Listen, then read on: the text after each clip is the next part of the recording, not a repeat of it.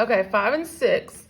What they're going to want you to do on this one to finish it is they're going to want you to take this polynomial and they want you to write it as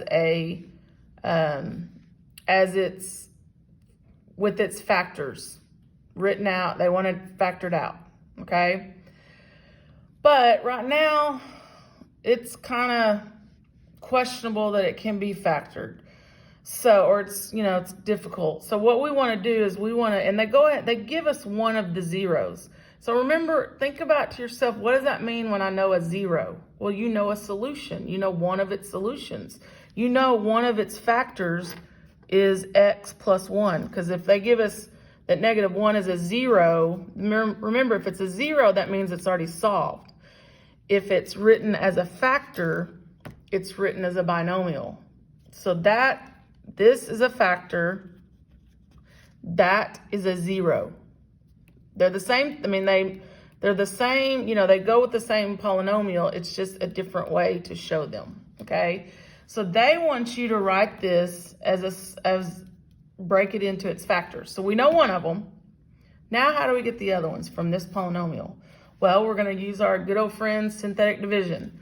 We're going to take out the 1 0 we do know, the -1, we're going to divide it out.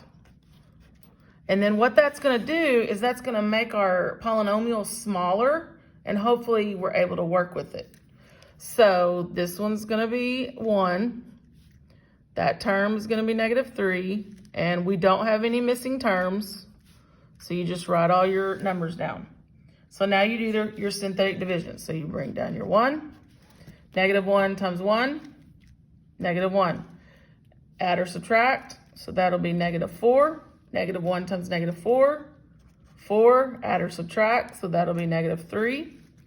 -3 times -1 is +3, and we got a 0 remainder, which, by the way, we need to get if we're going to reduce this down to factor it. If you get a remainder, you can't do that. Okay, so now remember, anytime you do synthetic division, it takes your polynomial down a degree. So right now this is a 3rd degree. It's going to take it to a 2nd degree.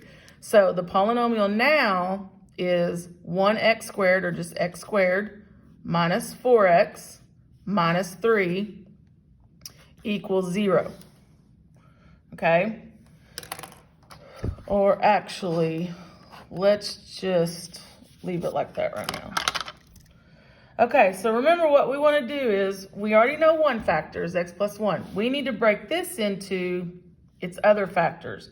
Now, right now, this is not an easy one where the trinomial will just factor into 2 binomials, because you can't break that apart. So we're going to have to go back to the quadratic formula. Remember, anytime it doesn't work the easy way, you have to resort to the quadratic formula. So remember, and I'm going to go ahead and call this our function. In a function, in a trinomial, remember that's your a term, that's your b term, that's your c term. So b is the -4. If you already have a negative in the function, then it's going to make it a positive. So that's going to be a +4, plus or minus b squared, which is -4 squared. Then you've got minus 4a, which is just 1, c, which is the -3. And then that's all over 2a, 2 times a, which is 1.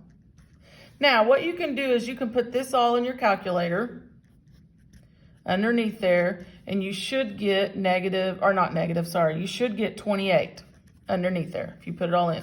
And then on the bottom, you get 2. Now, we want to simplify 28.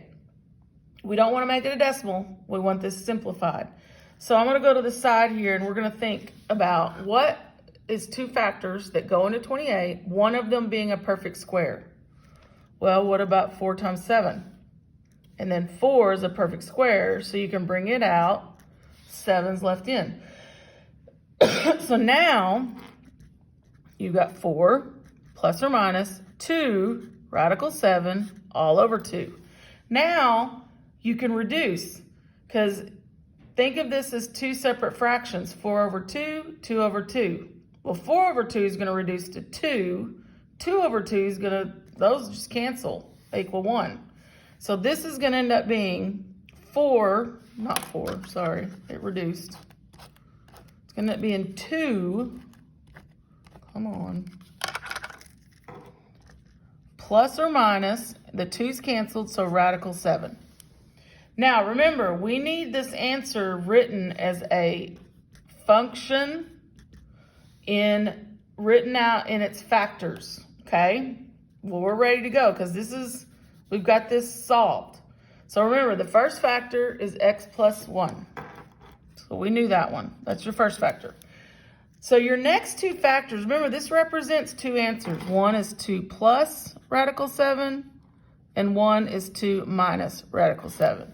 But remember, we need them as a factor. Those right now are zeros, okay, because they're completely solved. We need them as a factor, which means we need them to have a variable x. So basically think of it like, here's your x. You're bringing them back over here with the x. So if I took this parentheses and I took it back over here, that means it would be a minus. So that's going to be a minus 2 plus radical 7, close that parentheses. There's another factor. Now you're going to take this one and do the same thing. It's going to go back over to the x.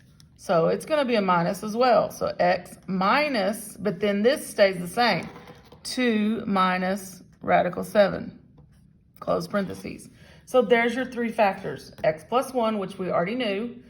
X minus 2 plus radical 7, that's your one we found. X minus 2 minus radical 7, the other one we found, using the quadratic formula. First, using synthetic division to divide out the 0 that they gave us, making our polynomial smaller. Then we were able to use the quadratic formula to get the other two zeros, and then we made them into factors. Okay? All right, so that concludes lesson 5-6.